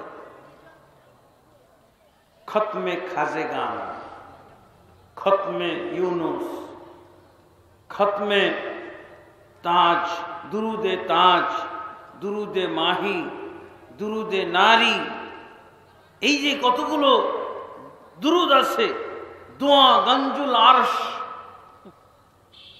এগুলোর কোনো অস্তিত্ব কোরআন এবং সুন্নাহর ভিতরে পাওয়া যায় না। এগুলো সম্পূর্ণ নিজেরাই বানিয়ে নিয়েছে। অথবা আল্লাহর রাসূল সাল্লাল্লাহু আলাইহি ওয়াসাল্লাম আমাদেরকে যে ইবাদত দিয়ে গেছেন, এই ইবাদতের ভিতরে নতুনত্ব সৃষ্টি করা। নতুনত্ব সৃষ্টি কিভাবে হতে পারে? সংযোজন এবং বিয়োজনের মধ্য দিয়ে। আল্লাহর রাসূল সাল্লাল্লাহু আলাইহি ওয়াসাল্লাম যা দিয়ে গেছেন এর সাথে আমরা যদি কিছু বাড়িয়ে নিই, কিছু যদি কমিয়ে ফেলি, তো এটাও কিন্তু বেদাত, এটাও হলো নতুনত্ব। যেমন আমি সালাতের ভিতরে যদি বলি যে আপনারা প্রত্যেকটি রাকাতে একটা করে রুকু এবং 2টি করে সিজদা দিয়ে থাকেন, আমি এর ভিতরে একটা নতুনত্ব দিয়ে যাচ্ছি যে আপনারা সিজদা যেমন 2টা, রুকুও 2টা দিবেন আজ থেকে। এটা একটা নতুনত্ব হলো না? পুরা নামাজটাই বেদাত হয়ে যাবে। এই নতুনত্ব সৃষ্টির কারণে পুরা নামাজ এখন বেদাত হয়ে যাবে। অথবা আমি যদি বলি কি যে আপনারা 2টা সেজদা আছে, আজকে থেকে একটা সেজদা দিবেন, তাহলে রুকু একটা, এক রাকাতে 1 রুকু 1 সেজদা হবে। এই যে একটা নতুনত্ব সৃষ্টি করে দিলাম, এই নতুনত্ব সৃষ্টি করার মধ্য দিয়ে কি হবে? এই নামাজটা পুরোটাই বেদাতে পরিণত হয়ে যাবে। জোহরের সালাত বেদাত হবে, আসরের সালাতও বেদাত হয়ে যাবে, মাগরিব এশা ফজর সব বেদাত হয়ে যাবে। এই নতুনত্ব যদি আমি সৃষ্টি করি এবং এটা আমল করি, এই জন্য আল্লাহ রাসূল সাল্লাল্লাহু আলাইহি ওয়াসাল্লাম বলছেন, শাররুল উমুরি মুহদাসাতুহা, সবচেয়ে নিকৃষ্ট কাজ হলো দিনের ভিতরে নতুন কিছু আবিষ্কার করা। নতুন আবিষ্কার করা যাবে না। আর রাসূলুল্লাহ সাল্লাল্লাহু আলাইহি ওয়াসাল্লাম এই নতুন আবিষ্কারের বিষয়টা যদি নফলের ক্ষেত্রে আমরা সেট করি, তারপরও এটা এমন বড় অপরাধ হয়ে যায়, বেদাত এমন বড় অপরাধ যে এর মাধ্যমে রাসূলুল্লাহ সাল্লাল্লাহু আলাইহি ওয়াসাল্লাম উম্মত থেকে বহিষ্কারের হুমকি দিয়ে গেছে। উম্মত থেকে বহিষ্কারের হুমকি দিয়েছে। জিনা করার কারণে কিন্তু উম্মত থেকে বহিষ্কারের হুমকি দেননি। কোথাও বলা নাই হাদিসে মান ইয়াজনি ফালাইসা মিন্নি, যে জিনা করবে সে আমার উম্মতের অন্তর্ভুক্ত নয়, এরকম কথা কোথাও নাই। মান ইয়াশরাবুল খামরা ফালাইসা মিন্নি, যে মদ পান করবে সে আমার উম্মতের অন্তর্ভুক্ত নয়। কিন্তু রাসূলুল্লাহ সাল্লাল্লাহু আলাইহি ওয়াসাল্লাম কি বলছেন? মান রাগিবা আন সুন্নতি ফালাইসা মিন্নি, যে আমার সুন্নত থেকে বিমুখ হবে সে আমার উম্মত থেকে বহিষ্কৃত, উম্মতের বহির্ভূত। কাদেরকে বলেছিলেন আল্লাহ রাসূল সাল্লাল্লাহু আলাইহি ওয়াসাল্লাম? কোন জিনাকারীকে নয়, মদখোরকে নয়। কাকে বলেছিলেন? তাহাজ্জুদ গুজার লোককে বলেছিলেন। নফল সায়েমকে, নফল সিয়াম পালনকারীকে বলেছিলেন। তিন ব্যক্তি এসে রাসূলুল্লাহ সাল্লাল্লাহু আলাইহি ওয়াসাল্লামের বাড়িতে বললেন, জিজ্ঞেস করলেন, কাইফা কানাত ইবাদাতুন নবী, নবী সাল্লাল্লাহু আলাইহি ওয়াসাল্লামের ইবাদত কেমন একটু বলেন। আল্লাহ রাসূলের স্ত্রীদেরকে জিজ্ঞেস করলেন তিন ব্যক্তি। এক ব্যক্তি বললেন, আল্লাহ রাসূলের স্ত্রী সম্ভবত আয়েশা রাদিয়াল্লাহু আনহা, কোন বর্ণনায় এসে গেছে আয়েশা রাদিয়াল্লাহু আনহা বললেন, আল্লাহ রাসূল সাল্লাল্লাহু আলাইহি ওয়াসাল্লামের ইবাদতের এই হলো বর্ণনা। আল্লাহ রাসূল এইভাবে ইবাদত করতেন। ফালাম্মা উখবিরু কান্নাহুম তাকাল্লুহা, যখন আল্লাহ রাসূল সাল্লাল্লাহু আলাইহি ওয়াসাল্লামের ইবাদত সম্পর্কে তাদেরকে জানিয়ে দেওয়া হলো, তাকাল্লুহা, তারা আল্লাহ রাসূল সাল্লাল্লাহু আলাইহি ওয়াসাল্লামের ইবাদতকে খুব কম মনে করলো, তুচ্ছ মনে করলো। তারপরে বলল, আইনা নাহনু মির রাসূলিল্লাহ সাল্লাল্লাহু আলাইহি ওয়াসাল্লাম ওয়া ক্বাদ গুফিরা লাহু মা তাকাদ্দামা মিন যামবি ওয়া মা তাআখারা, আমাদের কি তুলনা হতে পারে রাসূলের সাথে? তিনি তো এমন ব্যক্তি যার আগের পিছের গুনাহ মাফ হয়ে গেছে। অতএব আল্লাহ রাসূল সাল্লাল্লাহু আলাইহি ওয়াসাল্লামের সমান ইবাদত করলে হবে না। আল্লাহ রাসূল এমন ব্যক্তি যার আগের পিছের সব গুনাহ মাফ। কিন্তু আমরা তো এরকম নই যে আমাদের আগের পিছের গুনাহ আল্লাহ মাফ করে দিয়েছে। অতএব আমাদেরকে রাসূল সাল্লাল্লাহু আলাইহি ওয়াসাল্লামের সমান ইবাদত করলে হবে না। কি করতে হবে? বেশি ইবাদত করতে হবে, রাসূল সাল্লাল্লাহু আলাইহি ওয়াসাল্লামের চেয়ে বেশি ইবাদত করতে হবে। এরপর প্রথম ব্যক্তি বলল, আম্মা আনা ফাউসাল্লিল লাইলা ওয়ালা আরকুদু আবাদা, আমি জীবনে যতদিন বেঁচে থাকবো সারা জীবন তাহাজ্জুদের সালাত পড়ব, এক রাত্রিও আমি ঘুমাবো না, রাত্রে ঘুম যাব না, সারা রাত তাহাজ্জুদ পড়ব। দ্বিতীয় ব্যক্তি কি বলল? আম্মা আনা ফাসুমু ওয়ালা উফতিরু আবাদা, জীবনে যতদিন বেঁচে থাকবো সারা জীবন আমি নফল সিয়াম করে যাব, রোজা রেখে যাব, কখনো আমি একদিনও আমি রোজা ছাড়ব না, সবসময় সিয়ামরত থাকবো। বলেছে জিনা করব, বলেছে চুরি করব, বলেছে ডাকাতি করব, বলেছে সারা রাত নেশায় কাটাবো। কি বলতেছে? সারা রাত তাহাজ্জুদ পড়ব, সারা জীবন নফল রোজা করে চলবো, কখনো আমি নফল রোজা ছাড়বো না, সিয়াম ছাড়বো। তারপরে তৃতীয় ব্যক্তি বলছে, আম্মা আনা ফাআতাজিলুন নিসাআ ওয়ালা আতাযাওয়াজু বিহিন্না আবাদা, আমি জীবনে যতদিন বেঁচে থাকবো মহিলাদের সাথে বিবাহ বন্ধনে আবদ্ধ হব। কারণ কি? সব সম্পর্ক আল্লাহর জন্য সে খাঁটি রাখবে, সম্পর্ক ভাগ করবে না, আল্লাহর সাথেই কেবল তার সম্পর্ক থাকবে। যার জন্য মহিলাদেরকে বিবাহ করবে, বিবাহ করলে স্ত্রী থাকবে, স্ত্রীর সাথে সম্পর্ক করতে হবে, সন্তান হবে, তাদের সাথেও তখন সম্পর্ক করতে হবে, ভালোবাসতে হবে। তার চেয়ে সে বলছে কি, আমি মহিলাদের সাথে বিবাহ বন্ধনে আবদ্ধ হব না, সারা জীবন কেবল আল্লাহর সাথে আমার সম্পর্ক থাকবে। এই তিন ব্যক্তির ব্যাপারে রাসূলুল্লাহ সাল্লাল্লাহু আলাইহি ওয়াসাল্লাম যা বললেন তা হাদিসে এইভাবে এসেছে, আনতুমুল্লাযীনা কুনতুম কাযা ওয়া কাযা, তোমরাই কি সব কথা বলছিলে, এই করব এই করব এই করব? তারা বলল, হ্যাঁ ইয়া রাসূলুল্লাহ। আল্লাহ রাসূল সাল্লাল্লাহু আলাইহি ওয়াসাল্লাম বললেন, আমা ওয়াল্লাহি লাআন্নী আখশাকুম লিল্লাহি ওয়া আতকাকুম লাহু, জেনে রেখো আল্লাহর কসম করে বলছি, আল্লাহর কসম করে বলছি, যে ব্যক্তি আল্লাহকে সবচেয়ে বেশি ভয় করে, আল্লাহর সবচেয়ে বড় তাকওয়া পরায়ণ বান্দা, সেটা আমি। ওয়ালাকিন্নী উসাল্লি ওয়া আরকুদু, কিন্তু আমি রাত্রে বেলায় সালাত পড়ি, আবার আমি ঘুমাই। আসুমু ওয়া আফতিরু, আমি নফল সিয়াম পালন করি, আবার নফল সিয়াম ছেড়েও চলি। ওয়া তাযাওয়াজুন নিসা, আমি মহিলাদের সাথে বিবাহ বন্ধনে আবদ্ধ হই। আমার স্ত্রী আছে, রাসূলুল্লাহ সাল্লাল্লাহু আলাইহি ওয়াসাল্লামের স্ত্রী ছিলেন 11টা স্ত্রী। ফামান রাগিবা আন সুন্নতি ফালাইসা মিন্নি, এভাবে তাহাজ্জুদ পড়া, ঘুমানো, নফল সিয়াম করা, নফল সিয়াম ছাড়া, মহিলাদের সাথে বিবাহ বন্ধনে আবদ্ধ হওয়া, এই সব কিছুর সমন্বয়ে ইবাদত করাই হলো আমার তরিকা, আমার সুন্নাত। ফামান রাগিবা আন সুন্নতি ফালাইসা মিন্নি, যে ব্যক্তি আমার সুন্নত বহির্ভূত, আমার তরিকা বহির্ভূত, আমার পদ্ধতি বহির্ভূত ইবাদত করবে, ফালাইসা মিন্নি, সে আমার উম্মতের অন্তর্ভুক্ত নয়। কাদেরকে আল্লাহ রাসূল সাল্লাল্লাহু আলাইহি ওয়াসাল্লাম হুমকি দিলেন? তাহাজ্জুদ গুজার লোককে। তার কারণ কি? বেদাত হচ্ছে রাসূলের উপরে মাতব্বরি করা, বেদাত হচ্ছে ধর্মের বিকৃতি ঘটানো।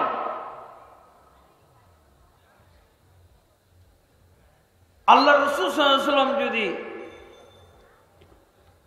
অর্ধেক রাত ইবাদতে কাটিয়ে, অর্ধেক রাত ঘুমিয়ে যদি আল্লাহর কাছে এত মর্যাদাবান ব্যক্তি হয়ে যান, সবচেয়ে শ্রেষ্ঠ জান্নাতের অধিকারী হন, তাহলে যে ব্যক্তি সারা রাত তাহাজ্জুদ পড়ে, তাকে এর চেয়ে ভালো জান্নাত দেওয়া দরকার না? এই দাবিটা মারাত্মক দাবি না? আল্লাহ রাসূল সাল্লাল্লাহু আলাইহি ওয়াসাল্লামের চেয়ে বেশি ভালো হওয়ার কোনো সুযোগ নাই। কিন্তু বেদাতের অর্থ হলো আল্লাহ রাসূল সাল্লাল্লাহু আলাইহি ওয়াসাল্লামের চেয়েও ভালো কিছু আবিষ্কার করা, আল্লাহ রাসূল সাল্লাল্লাহু আলাইহি ওয়াসাল্লামের চেয়েও বেশি সওয়াব উপার্জন করা। এই যে দাবিটা, এই দাবির কারণে এত বড় অপরাধ। তাহাজ্জুদ যদি জীবনে একবারও এই লোকগুলো না পড়তো, তাহলে উম্মত থেকে বহিষ্কৃত হতো। তাহাজ্জুদ পড়লে অবশ্যই রাসূলুল্লাহ সাল্লাল্লাহু আলাইহি ওয়াসাল্লামের নিয়মে পড়তে হবে। রাসূলুল্লাহ সাল্লাল্লাহু আলাইহি ওয়াসাল্লামের তরিকা বহির্ভূতভাবে পড়লে এর কোনো ফায়দা নাই, বরং রাসূলুল্লাহ সাল্লাল্লাহু আলাইহি ওয়াসাল্লাম বলছেন, ফালাইসা মিন্নি, সে আমার উম্মতের অন্তর্ভুক্ত নয়। সাহাবীদের ব্যাপারে আমরা এরকম বলি না যে এই তিনজন সাহাবীকে আল্লাহ রাসূল সাল্লাল্লাহু আলাইহি ওয়াসাল্লাম উম্মত থেকে বহিষ্কার করেছেন, আমরা বলবো হুমকি দিয়েছেন। যদি তারা আল্লাহ রাসূল সাল্লাল্লাহু আলাইহি ওয়াসাল্লামের এই হুমকি শোনার পরও বলে যে না, আমরা এভাবেই ইবাদত করব, তাহলে সত্যি আল্লাহ রাসূলের উম্মত থেকে বহিষ্কৃত, আল্লাহ রাসূল সাল্লাল্লাহু আলাইহি ওয়াসাল্লামের উম্মতে থাকার কোনো সুযোগ নেই। রাসূলুল্লাহ সাল্লাল্লাহু আলাইহি ওয়াসাল্লাম যেমন দুনিয়াতে তার সুন্নাত অনুসরণ না করার কারণে উম্মত থেকে বহিষ্কারের হুমকি দিয়েছেন, আখিরাতে আল্লাহ রাসূল সাল্লাল্লাহু আলাইহি ওয়াসাল্লাম কিন্তু এর প্রয়োগ দেখিয়েছেন। রাসূলুল্লাহ সাল্লাল্লাহু আলাইহি ওয়াসাল্লাম বলছেন যে কিয়ামতের দিন আমি যখন হাউজে কাউসারে পানি পান করাবো উম্মতকে, তখন এক শ্রেণীর উম্মত, তারা আমার কাছে হাউজে কাউসারে পানি পান করতে আসবে, আর ফেরেশতারা তাদেরকে তাড়িয়ে নিয়ে যাবে অন্যদিকে। আমি তখন বলবো, আসহাবি আসহাবি, হে ফেরেশতারা, এদেরকে আসতে দাও, এরা আমার সাথী, এরা আমার বন্ধু, এরা আমার উম্মত। ফেরেশতারা কি বলবে? ইয়া মুহাম্মদ ইন্নাকা লা তাদরি মা আহদাসু বাদাক, হে মুহাম্মদ, তুমি জানো না তোমার মৃত্যুর পর এরা কি কি নতুন নতুন জিনিস আবিষ্কার করেছিল, নতুন নতুন জিনিস আবিষ্কার করেছিল, তুমি এটা জানো না। যখন এই রিপোর্ট শুনবে ফেরেশতাদের কাছ থেকে, রাসূলুল্লাহ সাল্লাল্লাহু আলাইহি ওয়াসাল্লাম নতুন আবিষ্কার করেছিল, ওই যে আল্লাহ রাসূল বলে গেছেন, শাররুল উমুরি মুহদাসাতুহা, সবচেয়ে নিকৃষ্ট কাজ হলো দিনের ভিতরে নতুন আবিষ্কার করা। আর এই সবচেয়ে নিকৃষ্ট কাজ এরা করেছে। ফেরেশতারা যখন রিপোর্ট দিয়ে দিবে, ইয়া মুহাম্মদ ইন্নাকা লা তাদরি মা আহদাসু বাদাক, মুহাম্মদ তুমি জানো না তোমার মৃত্যুর পর এরা কি নতুন নতুন আবিষ্কার করেছিল। এই শব্দ শোনার পর, এই রিপোর্ট শোনার পর রাসূলুল্লাহ সাল্লাল্লাহু আলাইহি ওয়াসাল্লাম বলবেন, সুহকান সুহকান লিমান গায়্যারা বাদি, দূর হও এইসব হতভাগা উম্মত যারা আমার পরে পরিবর্তন ঘটিয়েছিল, আমার দিনের ভিতরে, আমার ছেড়ে যাওয়া ইবাদতের ভিতরে, আমার দেখিয়ে দেওয়া আমলের ভিতরে যারা পরিবর্তন ঘটিয়েছিল, তারা দূর হও। দেখছেন রাসূলুল্লাহ সাল্লাল্লাহু আলাইহি ওয়াসাল্লাম দুনিয়াতে ফালাইসা মিন্নি বললে উম্মত থেকে বহিষ্কারের হুমকি দিয়েছেন, আর আখিরাতে রাসূলুল্লাহ সাল্লাল্লাহু আলাইহি ওয়াসাল্লাম বলছেন সুহকান, দূর হও। তাহলে কি পাওয়া গেল? অবশ্যই বেদাত হলো নিকৃষ্টতম কাজ। বেদাত এমন নিকৃষ্টতম কাজ যে এর মাধ্যমে একজন মানুষ, একজন মুসলমান রাসূলের উম্মত থেকেও খারিজ হয়ে যেতে পারে। আল্লাহ আমাদেরকে সুন্নাত বুঝার তৌফিক দান করুন। আল্লাহ তাবারক ওয়া তাআলা আমাদেরকে বিদআত বর্জন করার তৌফিক দান করুন। আল্লাহ রাসূল সাল্লাল্লাহু আলাইহি ওয়াসাল্লাম মদখোরের প্রতি দরদি ছিলেন, কিন্তু আল্লাহ রাসূল সাল্লাল্লাহু আলাইহি ওয়াসাল্লাম বেদাতির উপরে কখনো দরদি হননি। বেদাতির ব্যাপারে আল্লাহ রাসূল সাল্লাল্লাহু আলাইহি ওয়াসাল্লাম কোনো ছাড় দেননি। সহিহ বুখারীতে এসেছে, এক ব্যক্তি, তার নাম ছিল মুগাফফাল। এই মুগাফফাল লোকটা মদ পান করত। কয়েকবার তাকে মদ পান করার দোষে দোষী সাব্যস্ত করে তার শাস্তি কার্যকর করা, শাস্তি দেওয়া হয়েছে। শাস্তি হলো বেত্রাঘাত করা, কিল ঘুষি দেওয়া, এগুলো ছিল আল্লাহ রাসূল সাল্লাল্লাহু আলাইহি ওয়াসাল্লামের যুগে মদখোরের শাস্তি। তো একে এর আগে কয়েকবার শাস্তি দেওয়া হয়েছে, এরপরও সে একই অভিযোগে পাকড়াও হয়েছে। এক সাহাবী বলে ফেললেন, লানাতুল্লাহি আলাইকা। এই লোক, ওকে হেমারও বলা হতো। হেমার মানে হলো গাধা। যখন সাহাবী বললেন যে আল্লাহর লানত পড়ুক তোর উপরে, তুই কতবার এরকম এই মদ খাওয়ার অপরাধ ঘটাচ্ছিস আর তোকে শাস্তি দেওয়া হচ্ছে, আল্লাহ রাসূল সাল্লাল্লাহু আলাইহি ওয়াসাল্লাম সাথে সাথে প্রোটেস্ট করলেন, বললেন লা তালআনহু, খবরদার তুমি একে লানত করবে না, খবরদার এর উপরে তুমি অভিশাপ করবে না। কারণ কি? ফাইন্নাহু ইউহিব্বুল্লাহ ওয়া রাসূলুহু, যদিও এই লোকটা মদ খেয়েছে, কিন্তু এই লোকটা আল্লাহ এবং তার রাসূলকে ভালোবাসে। আল্লাহ এবং তার রাসূলকে ভালোবাসে। কিভাবে? আল্লাহ এবং তার রাসূলের ভালোবাসা হলো মান আহাব্বা সুন্নতি ফাকাদ আহাব্বানি, যে আমার সুন্নতকে ভালোবাসে সেই প্রকৃতপক্ষে আমাকে ভালোবাসে, সেই রাসূলের সুন্নতকে ভালোবাসে। এই দিক থেকে আল্লাহ রাসূল সাল্লাল্লাহু আলাইহি ওয়াসাল্লাম বলছেন ফাইন্নাহু ইউহিব্বুল্লাহ ওয়া রাসূলুহু, এই ব্যক্তি আল্লাহ এবং তার রাসূলকে ভালোবাসে, কাজেই তাকে লানত করতে পারো না। মদ খাওয়া লোককে, মদ পানকারী লোককে আল্লাহ রাসূল সাল্লাল্লাহু আলাইহি ওয়াসাল্লাম দরদ দেখালেন, মায়া দেখালেন, কিন্তু আল্লাহ রাসূল সাল্লাল্লাহু আলাইহি ওয়াসাল্লাম সহিহ বুখারীর মধ্যে খারিজিদের সম্পর্কে আলোচনা করতে গিয়ে বলেছেন, খারিজি একটা সম্প্রদায় যারা পরবর্তীতে আসবে, তাদের ব্যাপারে রাসূলুল্লাহ সাল্লাল্লাহু আলাইহি ওয়াসাল্লাম বলছেন লা তাহকিরান্না সালাতাকুম মা সালাতিহিম ওয়া সিয়ামাকুম মা সিয়ামিহিম। হে সাহাবায়ে কেরাম, আমার মৃত্যুর পর কিছু এরকম পরহেজগার লোকের আবির্ভাব ঘটবে, যাদের সালাত দেখে, নামাজ দেখে তোমরা নিজেদের সালাতকে তুচ্ছ মনে করবে, তোমাদের নিজেদের সিয়ামকে, রোজাকে তাদের কাছে তুচ্ছ মনে করবে। ইয়াকরাউনাল কোরআন, তারা কোরআন পাঠ করবে, কোরআন পাঠে পারদর্শী। আল্লাহ রাসূল সাল্লাল্লাহু আলাইহি ওয়াসাল্লাম বলছেন, লাইন আদরাকতুহুম লাকাতালতুহুম কাতলা আদ। যদি আমি এদেরকে পেয়ে যেতাম, আমার যুগে যদি এরা আত্মপ্রকাশ করত, এদের আবির্ভাব ঘটত, তা আমি এদেরকে হত্যা করতাম। কাদেরকে? যারা এরকম সুন্দর নামাজ।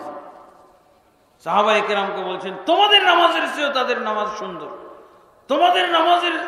তোমাদের নামাজকে তোমরা তাদের সালাতের কাছে তুচ্ছ মনে করবে, তোমাদের সিয়ামকে, তোমাদের রোজাকে তাদের রোজার কাছে তুচ্ছ মনে করবে।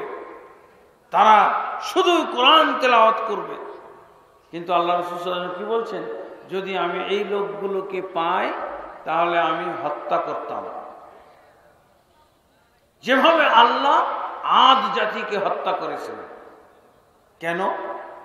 যে তারা রাসূলের চেয়ে যদি সুন্দর নামাজ পড়ে, রাসূলের চেয়েও যদি সুন্দর করে সালাত পড়ে, রাসূলের চেয়েও যদি সুন্দর করে সিয়াম পালন করে, এই সুন্দরের কোনো মূল্য আছে নাকি?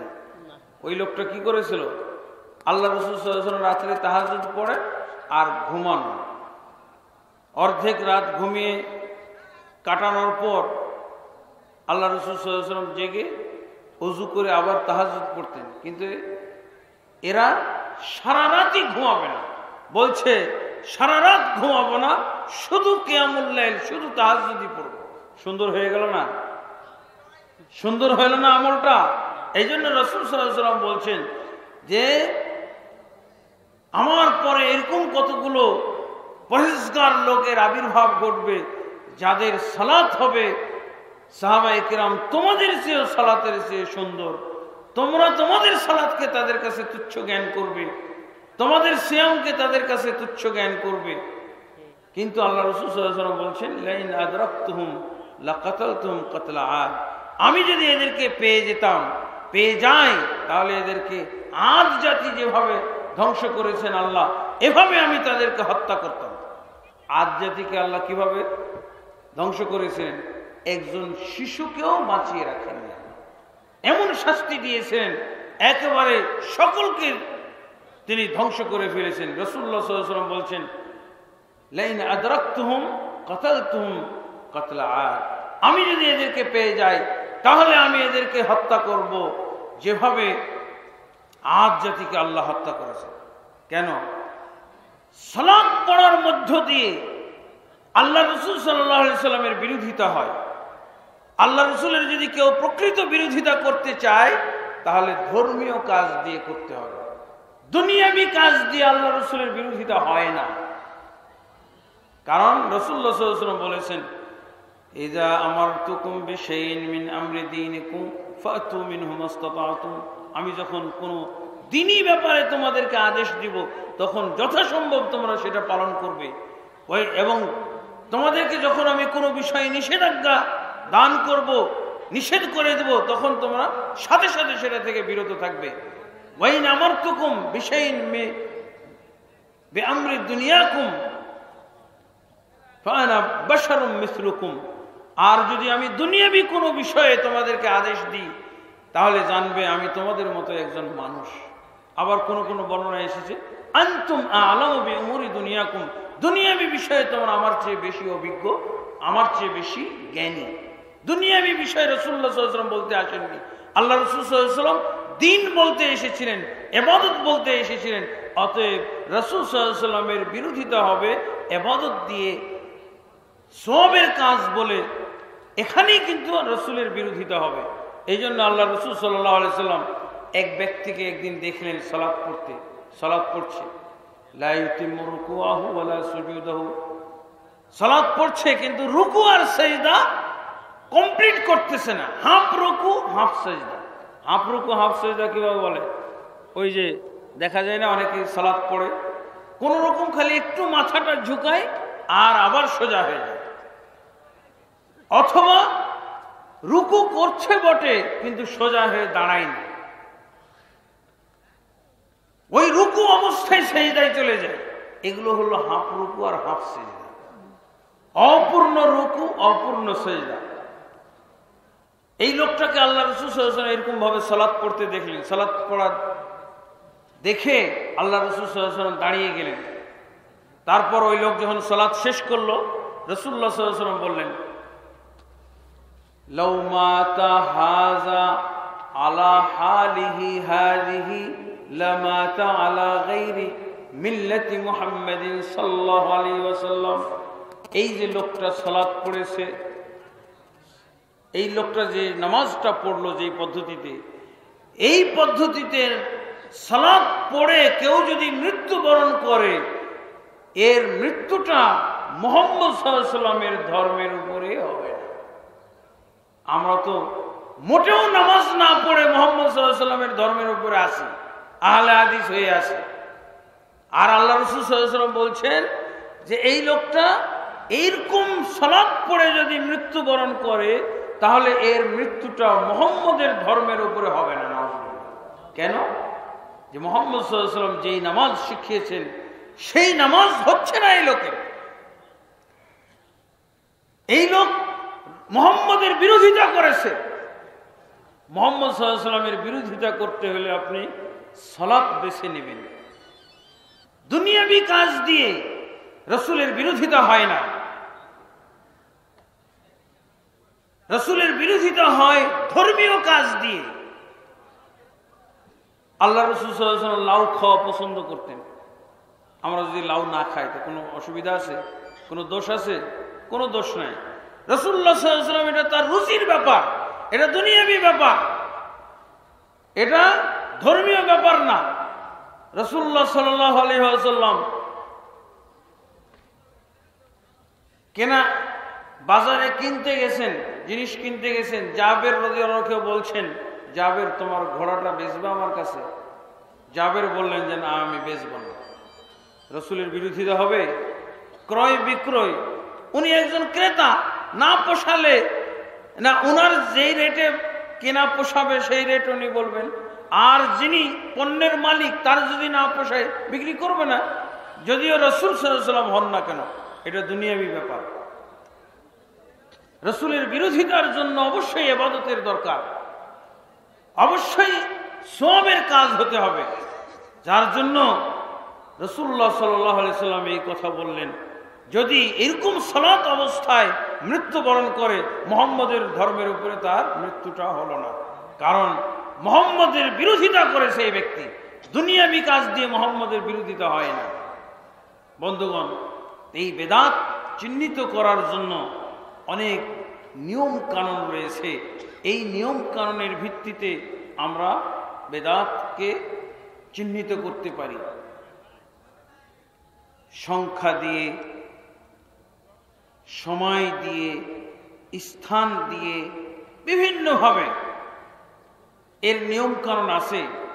এই নিয়ম কানুনগুলো বেদাত বিষয়ের আলোচনা অবশ্যই কঠিন, এবং এই বিষয়ে যে নিয়ম কানুনগুলো রয়েছে এগুলো আমাদের জন্য নতুন। এগুলো আমাদেরকে অবশ্যই মেমোরি ফাঁকা অবস্থায়, খালি অবস্থায় শুনতে হবে, তাহলে আমরা এই বিষয়গুলো বুঝতে পারব। বেদাতের নিয়ম, রাসূলুল্লাহ সাল্লাল্লাহু আলাইহি ওয়াসাল্লাম সংখ্যা এবং পরিমাণ দিয়ে আমাদেরকে দিন নিয়ন্ত্রণ করতে বলেছেন, সংখ্যা এবং পরিমাণের ভিত্তিতে।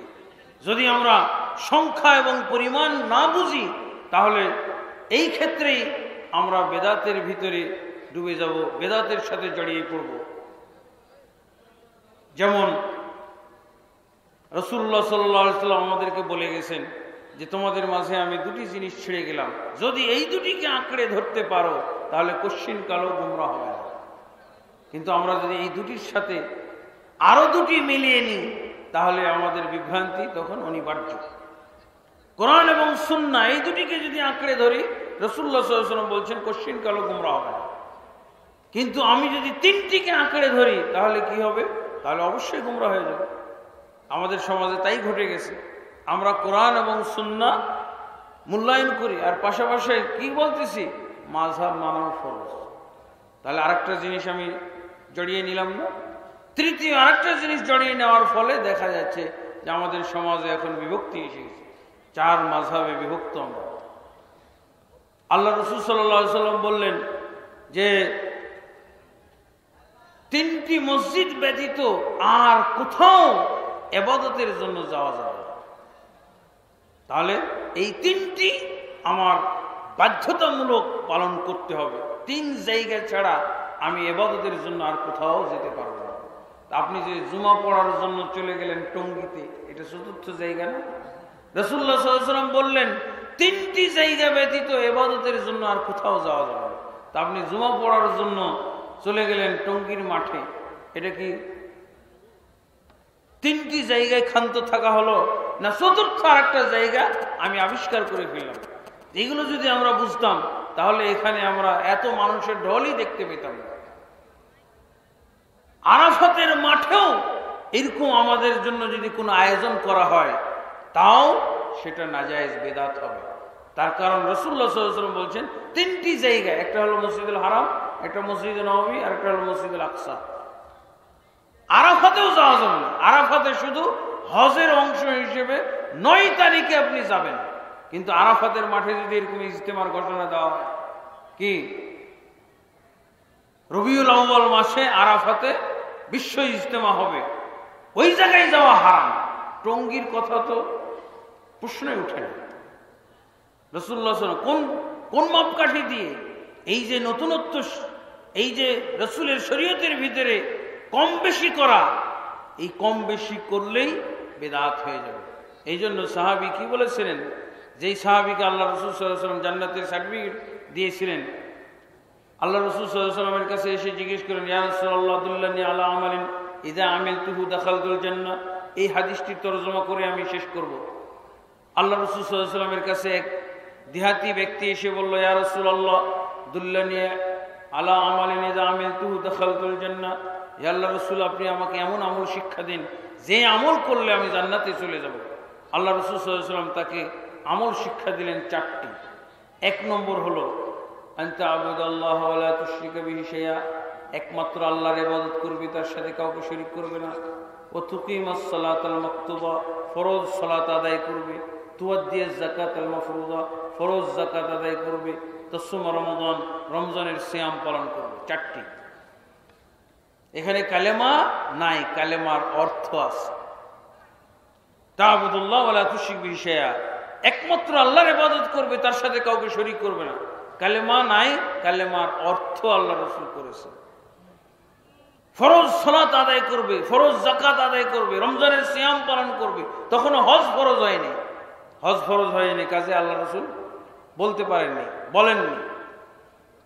সাহাবী কি বলে যাচ্ছেন? ওয়াল্লাযী বা'আসাকা বিল হাক্কি লা আযীদু আলা হাযা ওয়া লা আনকুস।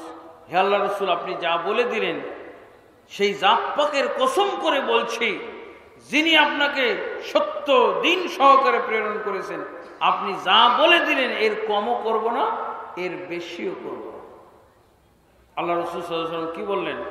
মান সাররাহু আন ইয়ানজুরা ইলা রাজুলিন মিন আহলিল জান্নাহ ফালইয়ানজুর ইলা হাযা।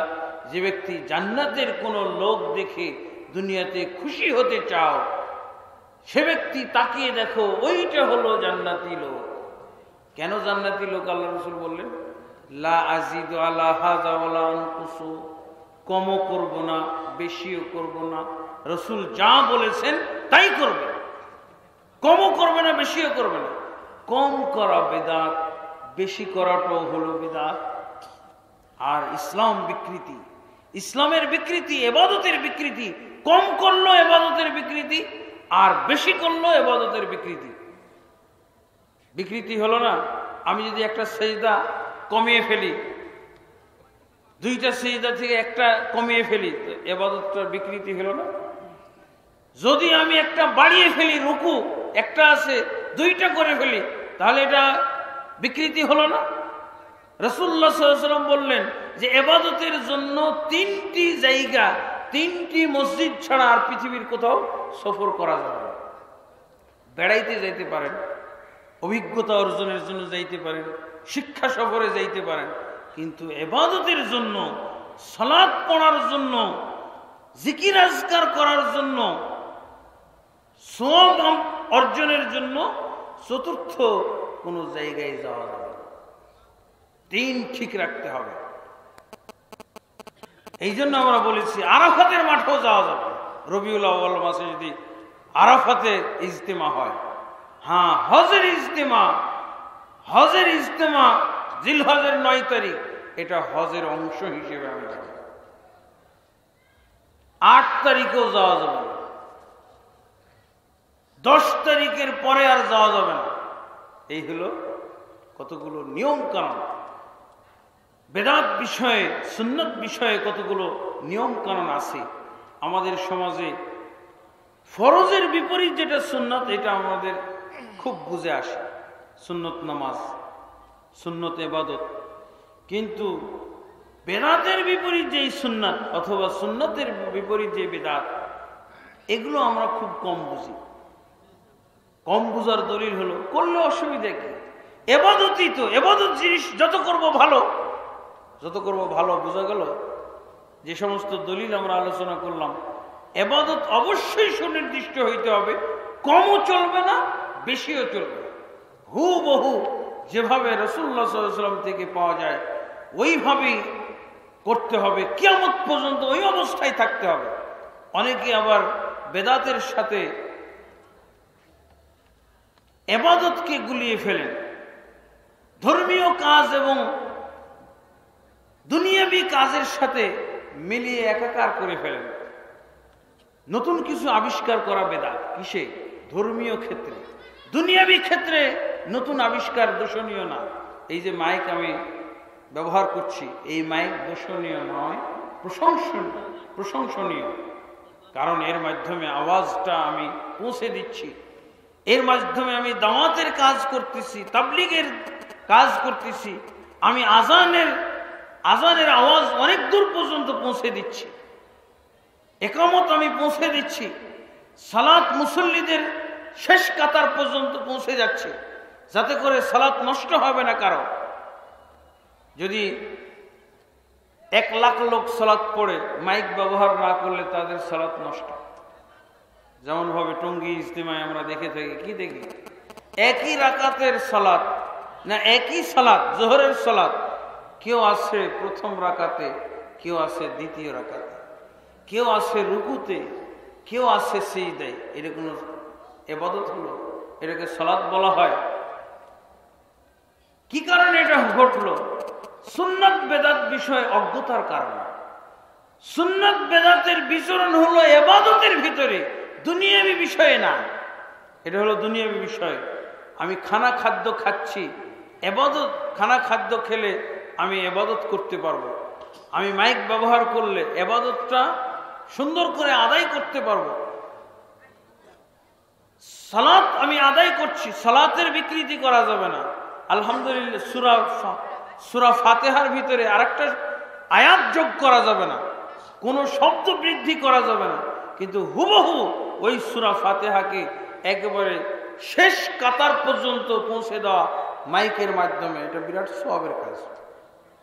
আল্লাহ রাসূল সাল্লাল্লাহু আলাইহি ওয়াসাল্লামের যুগে আওয়াজ দূরে পৌঁছানো যায় কি করে, এর গবেষণা করেছিলেন রাসূলুল্লাহ সাল্লাল্লাহু আলাইহি ওয়াসাল্লাম। তার গবেষণায় তিনি এটাই আবিষ্কার করলেন যে মিনারার উপরে চড়ে কেউ যদি আজান দেয়, তাহলে এই আজানটা অনেক দূর পর্যন্ত পৌঁছে যাবে। আল্লাহ রাসূল সাল্লাল্লাহু আলাইহি ওয়াসাল্লামের যুগে গবেষণা। উনি যদি যন্ত্র তৈরি করতে জানতেন এই মাইক, তাহলে সেদিনই করতেন।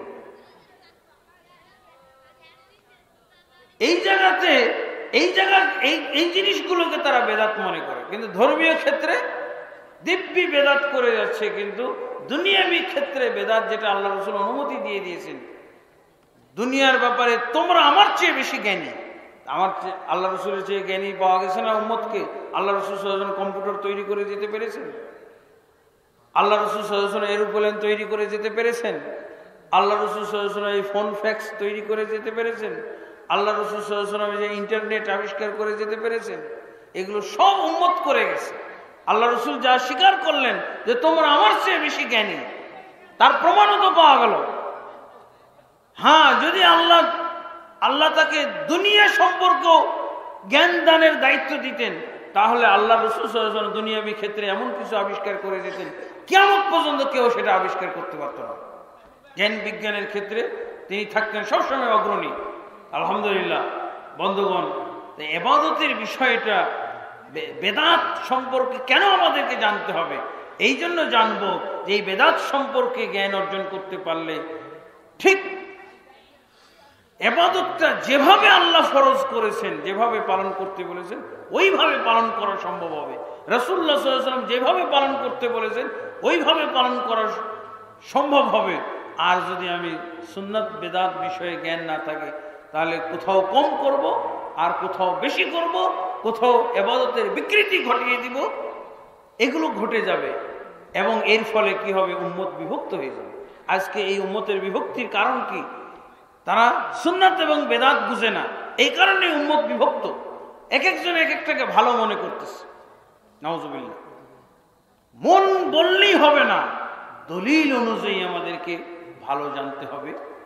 সেই ইবাদত অবশ্যই ইবাদত না যার অস্তিত্ব কোরআনে নেই, যার অস্তিত্ব রাসূল সাল্লাল্লাহু আলাইহি ওয়াসাল্লামের সুন্নাহর ভিতরে নেই।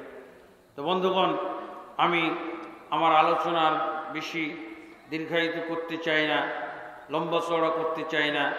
আমি সুন্নত এবং বেদাত বিষয়ে যতটুকু আপনাদের সামনে তুলে ধরেছি, আশা করি এর মাধ্যমে পূর্ণ জ্ঞান না পেলেও কিছুটা আশ করা গেছে যে সুন্নত এবং বেদাত বিষয়ে জ্ঞান অর্জনের, ইসলাম পালনের ক্ষেত্রে, ইবাদত করার ক্ষেত্রে, ইবাদত এবং আমল করার ক্ষেত্রে কতটুকু ভূমিকা আছে।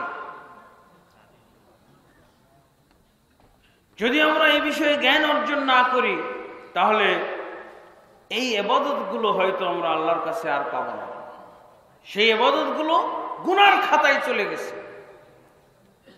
দুটি শর্ত অনুযায়ী আল্লাহ তাবারক ওয়া তাআলা আমাদের ইবাদতগুলোকে আমাদের আমলনামায় জমা করবেন।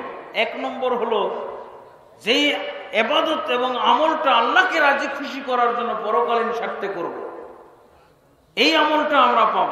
আর পাশাপাশি আরেকটা শর্ত আমরা মেনটেন করব, রাসূলুল্লাহ সাল্লাল্লাহু আলাইহি ওয়াসাল্লাম যেভাবে আমলটা করেছেন, যেভাবে শিখিয়ে গেছেন, যে পন্থা এবং পদ্ধতিতে বলে গেছেন, সেইভাবে যদি করি, অন্যথায় সেই ইবাদতটা কি হয়ে যাবে? বেদাত হয়ে যাবে। যদি আল্লাহকে রাজি খুশি করার জন্য ইবাদত না করি, ইবাদত শিরক হয়ে যাবে। আর রাসূল সাল্লাল্লাহু আলাইহি ওয়াসাল্লামের বাতিলে দেওয়া পন্থা পদ্ধতি অবলম্বন করে যদি ইবাদতটা না করি, তো ওই ইবাদতটা বেদাত হয়ে যাবে।